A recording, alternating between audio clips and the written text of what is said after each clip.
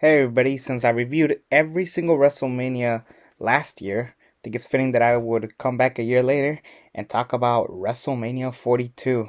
I just finished watching it live. As of recording, Raw and SmackDown hasn't happened, so I don't know the aftermath of the show. All I can tell you is that night 2 was great. Night 1, let's get that out the way.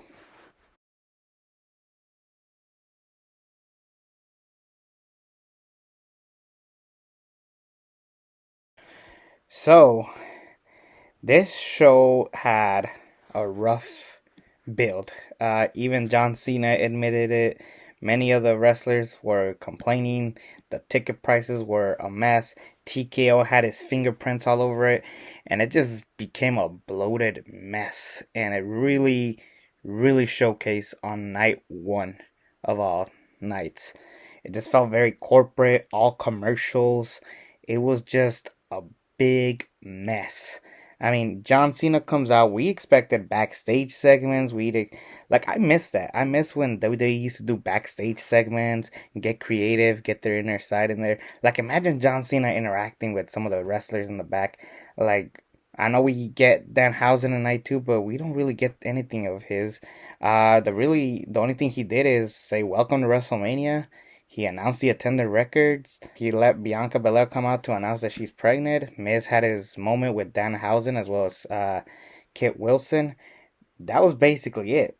John Cena was kind of wasted. Like, I kind of wish, like, we didn't even get to see a stare down between Gunther and John Cena. I felt like they dropped the ball right there. But I guess we got what we got, and I was disappointed with John Cena hosting. He really wasted his time, and it honestly felt like he wasn't there. Like, he didn't even want to be there. I think he was in the middle of filming a movie, and then they just called him like, "Yo, we are desperate. We need the ratings up." He's like, "Fine." And credit to John Cena, but I mean, he could have easily said no. So we kick off night 1, and apparently they showcased the first hour of this show for free on ESPN. So the first match was the Usos and LA Knight versus Logan Paul, Austin Theory, and IShow Speed. And it was just basically IShow Speed running around for most of it. Like, the match itself with Logan Paul and Austin Theory, Usos, and LA Knight, they were just an afterthought. Side note, with the ticket prices being so low, it was kind of sad to see that the Usos come down through the crowd, but it wasn't like the crowd that you expect. They actually come out through, um, like literally from like the entrance ramp. Like, they don't go like all the way from the top and work their way to the bottom. Like, no, but this felt very rushed, and because ESPN's first hour was free, I'm pretty sure they just wanted to get this out the way. They were like in such a rush, and it kind of hurt this match really bad, and I was very upset with what they did because they wasted um what could have been a solid match into, because it was going good, and then it just ended abruptly. Like, really, that was the end. It ends with Logan Paul getting mad at IShow Speed.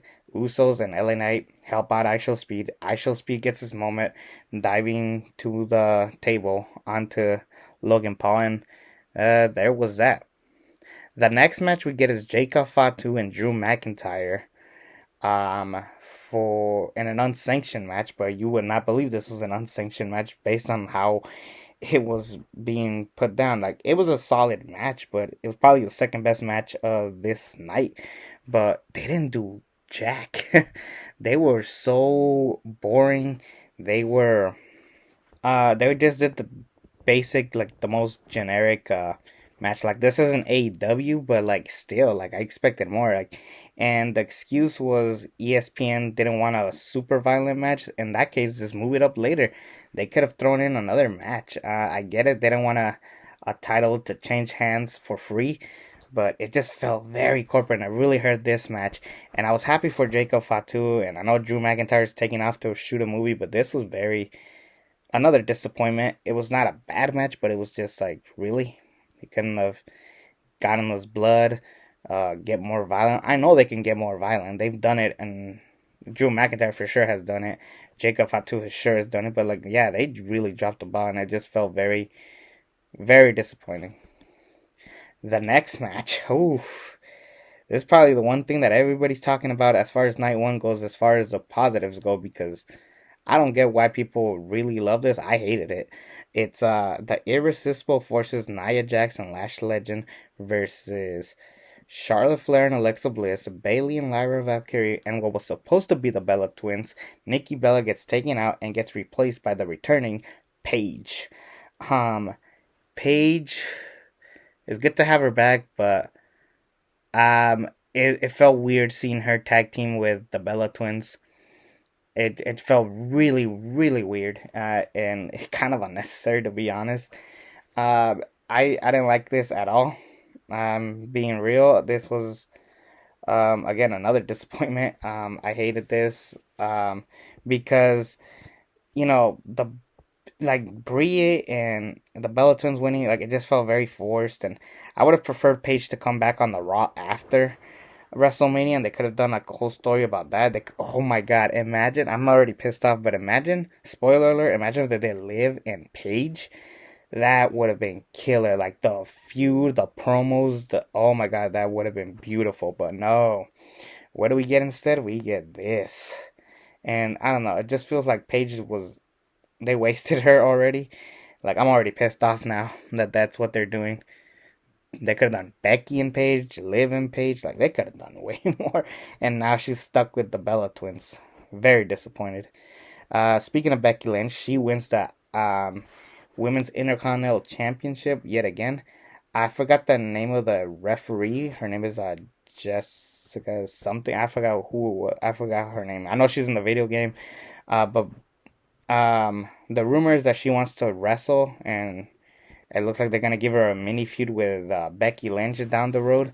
But it really took away from this match. It's Becky Lynch and AJ Lee. They already had their good match at Elimination Chamber, so they really bogged down this one to 8 minutes, which was a huge waste because the whole purpose of AJ Lee coming back is that she was fighting against women going under 10 minutes and being bathroom breaks. This felt like a bathroom break match because nothing really happened. We already got the big conclusion at Elimination Chamber, so bringing it to WrestleMania was pointless.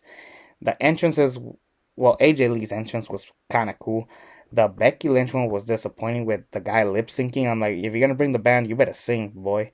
This was stupid. Um, and this match sucked. Yeah, I was happy for Becky to win because I was just like, yes, I want Becky Lynch to be the women's IC champion. I feel like if she's gonna get the throne, I feel like it should be like with a Io Sky or someone major on the way. Sol Ruka, like even like they could do more with Becky Lynch as the women's IC champion. AJ Lee, it's nah, and I like AJ Lee, but she hasn't been the same as she was in 2013, 2012, that era.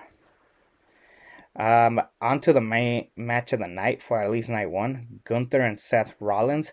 This was such a thrown together match, but it worked because it was basically Gunther needs a Gunther needs a spot, Seth needs a spot, and I know for a fact that these guys were dying to fight each other at some point, so they finally get to do it.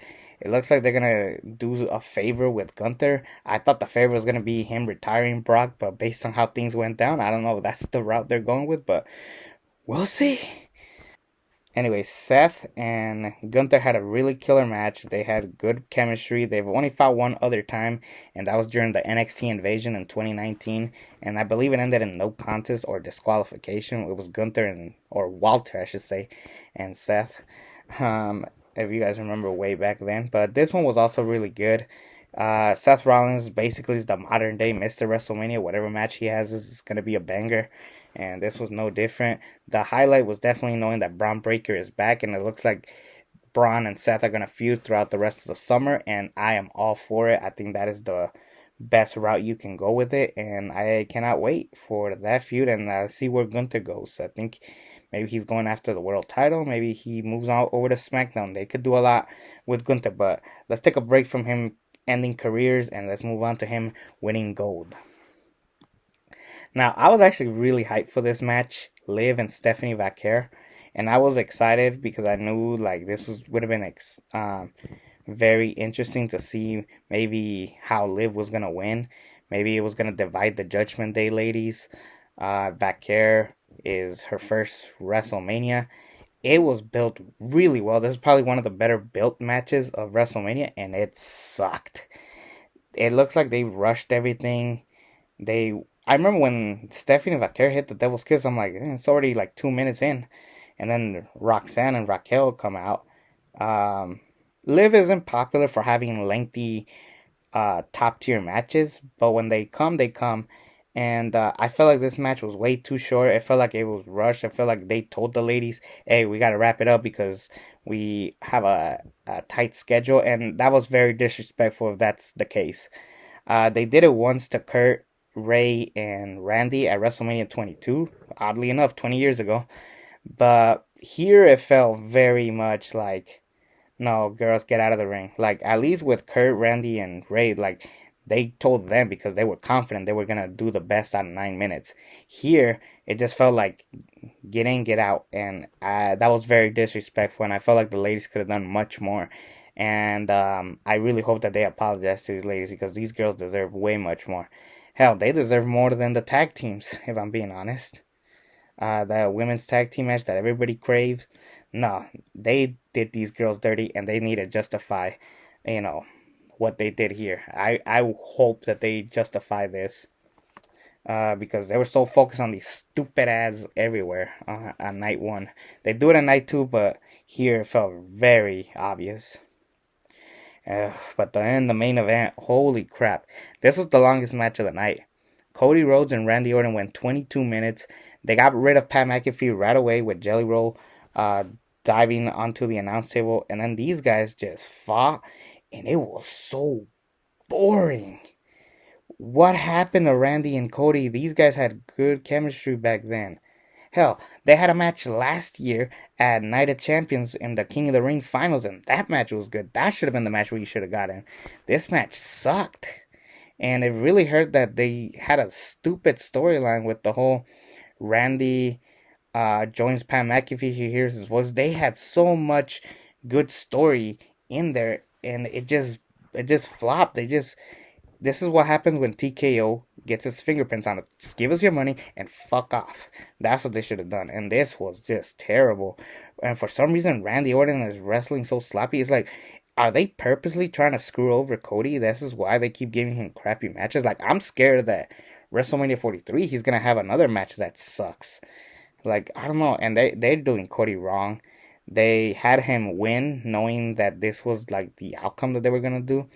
I personally would have had, I'm going to be real, this is what I would have done. I would have had, like, Randy Orton take out the referee. Randy Orton beats up Cody Rhodes, pins him, no referee. Pat McAfee comes in a referee shirt, 1, 2, 3. Randy Orton wins, and then after the match, Randy Orton beats up Pat McAfee, and then he leaves the crowd home happy. That was what I would have done. Instead, they had Cody win for whatever reason. I guess the reason is to finally say Cody beat Randy at WrestleMania, just to make up for WrestleMania 26, even though both him and Ted weren't ready for a spot like that. I don't know. This just it's so weird because I want to give night one a D minus D. Not necessarily close to the F. Like, I think Gunther and Seth saved it from being an F, but yeah, night one.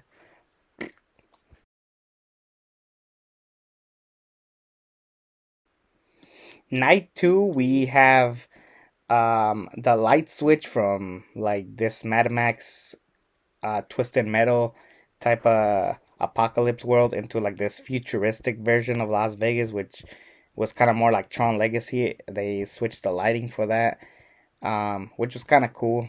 Oh, I forgot to mention, in America the Beautiful, they night one they had like a choir, and then night two they had Joe Jonas of the Jonas Brothers, which was a huge win for me. I was like, yay, Jonas Brothers. I know they were cheesy, they were silly, but I don't know. I grew up listening to their music. I will admit they were pretty good. But yeah, I was happy to. It was cool to see Joe Jonas there. They do heavily focus on a bunch of celebrities. There's this one celebrity, the football guy, drinking a bunch of beers, taking other people's beers. They had Gronk there. They do heavily focus on a lot of celebrities. Funny enough, O'Shea Jackson never pops. And I did see him in the crowd, but I guess O'Shea Jackson's like, nah, I'm good. Just let me have fun. Let me enjoy the show.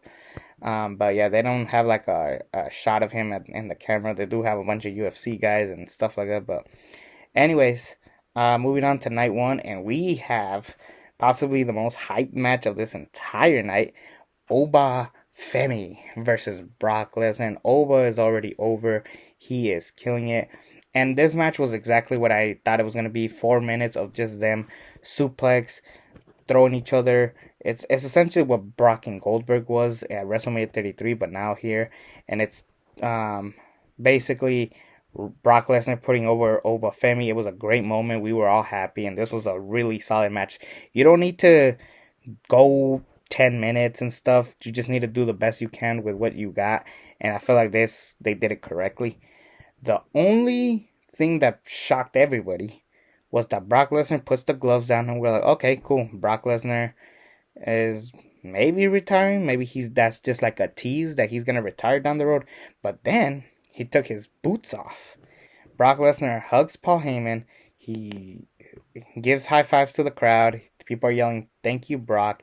Paul Heyman's crying. It was just well done and well put together. I'm scared that they're gonna bring him out of retirement if this does, because this was well put together. I just hope that Brock Lesnar sticks to his word and says, "I'm done. I'm out. Like I've done it all. I don't need to do more. Thank you. Let me go." I really hope that's the case. The 6-pack ladder match featuring Penta, Javon Evans, Dragon Lee, JD McDonough, Rusev, and Rey Mysterio. Penta retains. Great match. A lot of cool spots. The only thing I did not like is how come nobody got an entrance outside of Rey, Javon, and Penta. Like, it was so disrespectful to JD, Rusev, and Dragon Lee. I'm sorry. If they're going to be at WrestleMania, I mean, this is Dragon Lee and JD McDonough's first WrestleMania. This is Rusev's first WrestleMania since 34, I want to say. Or, no, 35. I remember he was at 35. But yeah, they should have had entrances. I don't care. Why don't they just go back to the old roots of like, oh, they come out and then midway they get cut off like they did with even the ladder match at WrestleMania 40. Some of these guys were nobodies and they still gave them entrances. Unless it was a battle royal, there was like no need to cut off these entrances. That's really the only thing I hated about this. But other than that, this was a great showcase match, and I was happy that Penta won. I thought Javon was going to win because they were heavily focused on telling you that Oba Femi, Javon Evans, and Trick Williams were going to be the new pillars of WWE. So I thought Javon was going to win, and this is what I thought was going to happen. I thought Javon was going to win. He was going to do an open challenge on Raw. It was going to be answered by Sheamus. He takes the belt, and then Sheamus goes out as a heel. As an Intercontinental Champion, because I thought that was the route that they would have gone. They could still do that with Penta, but I don't know. I think Javon, you see, Javon is young, so he could still like look strong losing, and this was no differ. But I am looking forward to see what comes next for Penta. I think the reason why he kept it is because he's willing to defend it at AAA, and I think they want to bring ratings up to AAA because AAA has been killing it. If you watch AAA right after WrestleMania Night 1, oh, you're gonna forget how awful that show was. That AAA show with Ivar and Psycho Clown wasn't great, but it was so much better than anything I saw at WrestleMania Night 1. But anyways, watch this ladder match. It's fantastic. Really good. Just what you expect. Bunch of high-flying moves over ladders, so nothing really insane. And it was the right amount of time. 15 minutes. Perfect timing. Just like night 1, the first hour was free. Night 2, the first hour was also free on ESPN. And now we had Trick Williams and Sami Zayn for the United States Championship. All you need to know is that Trick Williams won because this match was whatever. I'm just looking forward to see what Trick Williams does. Hopefully they turn Sami heel because he is just in desperate need of doing something else with his career. I don't know. I just did not like this at all. I do hope that they do something great with Sami Zayn down the road. And I really do hope that, like, I do wish him the best of luck, but his character is falling down. A lot of these guys are, and I get it. People are hungry for new talent, and I'm one of those people, and I hope Trick Williams they do great. That was a funny entrance with the big ass coat. So anyways, moving on. Dominic Mysterio had a killer entrance with like this throne and a bunch of uh Mysterio masks, like classic Mysterio masks, coming out. The rumor is that there's a bunch of luchadors from AAA out there. It would be awesome if that is true. That would make me so happy to see that AAA is getting a lot of love, and I really am digging what they're doing with AAA. But Dominic Mysterio had a really cool entrance, probably my favorite entrance of the entire weekend. And then Demon Finn Balor comes out. Now, I thought this was going to be a squash match. Later, I found out that this was a street fight. So I'm like, okay, this is going to get some time. And yeah, they went 10 minutes. It was really fun. I love Dominic Mysterio playing the coward chicken shit heel, and Finn Balor being this demonic evil man. And like, yeah, I really dug this. And it wasn't the greatest match ever, but it was definitely better than the unsanctioned match. And I will admit, Drew McIntyre and Jacob Fatu was probably a better match. But as far as the amount of violence that this needed to be, they went the correct route. So I was very happy with this. And yeah, I'm hoping that this is Finn's year. I know what they're doing, and I'm really liking what they've done. So 2023 was the year of Rhea Ripley. 2024 was the year of Damian Priest. 2025 was the year of Dominic Mysterio. So 2026 needs to be the year of Finn Balor. I think it's time, and I'm really loving what they're doing, and I hope that is the route they're going with, because I mean, what else are they gonna do? This is really cool. Jade Cargill versus Rhea Ripley. Now, the presence is there. I do like all the women involved in this. And I was very disappointed that Io Sky didn't get a match, but it made sense. It worked out in the long run with this. So it does make sense. And I guess the reason why Rhea won is because SmackDown is in desperate need of ratings, and Jade Cargill wasn't pulling numbers. And Jade Cargill is good, but she does have that Psycho Sid vibe where her presence is there, but it wasn't like there. You know what I'm saying? Like the wrestling ability wasn't there. It's just like the presence and everything of Jade Cargill. They just got it. I think they just need to work on that wrestling. That was the same thing with Sid Justice or Sid Vicious, Psycho Sid.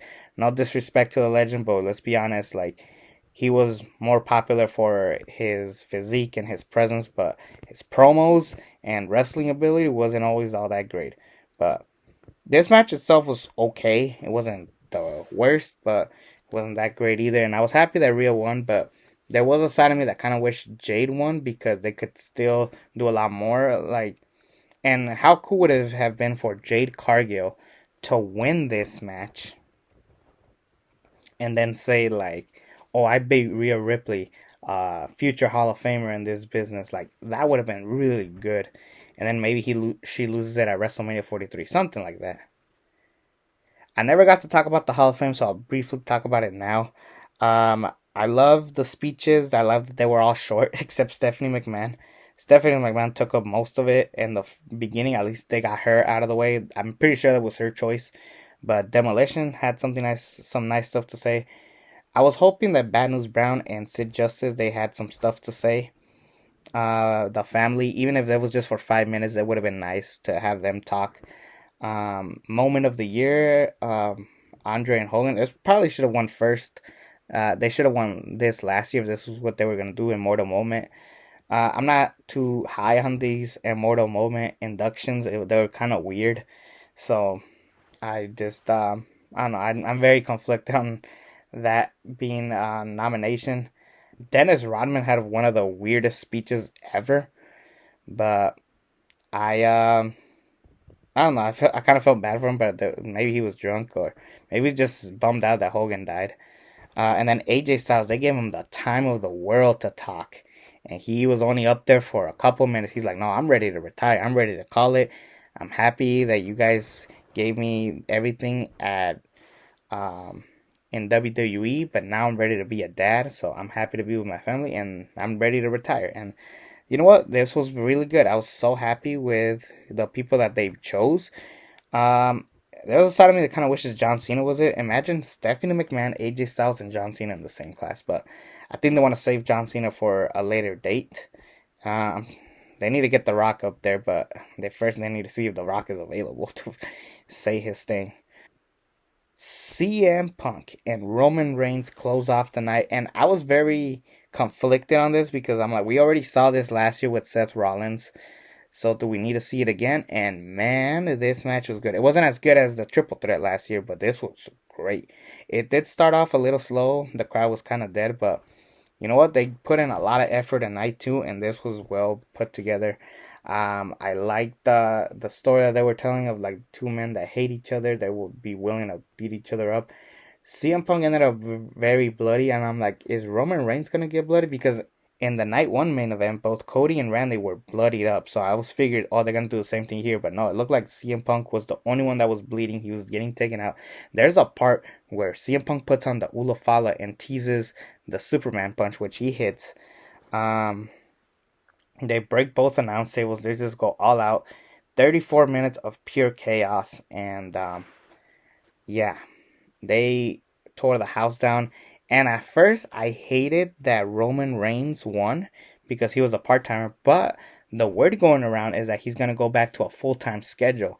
And if that's true, I'm all there for it because I think we miss Roman Reigns, and this is going to be a huge proof of it.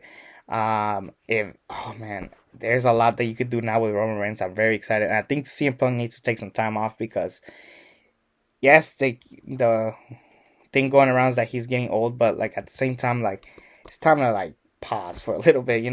I do like CM Punk, but even he has been a little rusty. Roman, he's still a little bit younger. He's not young, but like he can still move. I'm being honest. But this match was definitely a showcase of how great both guys are, and it really shows you that they are like the faces of the company. Them two, Cody Rhodes, Seth Rollins. You can really rely on them. Randy Orton, I wish they could, but man, that was a terrible performance. I hope that Randy Orton didn't like wrestle bad on purpose, similar to what John Cena did. At least John Cena was trying something cool, but it didn't work. But yeah, it's a weird show to rate. I want to give night one an F, and I want to give night two a B. So it just boggles down to what do I want to give it. I think I gave last year a C plus. When I combine both nights, it is a really hard show to rate. It is really hard to rate this show. Screw it. Night one, F. Night two, B. That was my rating of WrestleMania. I hope I stick around more for wrestling. Hopefully, TKO gets their hands off creative, and hope creative is actually good. And please lower the ticket prices. I want to keep going to stuff like this. Remember, I was at Survivor Series. Let me have some fun in wrestling. That's gonna be it for me. Take care, everybody, and hopefully we can continue to talk about wrestling. I'm still doing the Pixar review series, and I'll be working on Star Wars stuff very soon. So stay in the lookout for that. Anyways, take care, everybody. Thank you very much.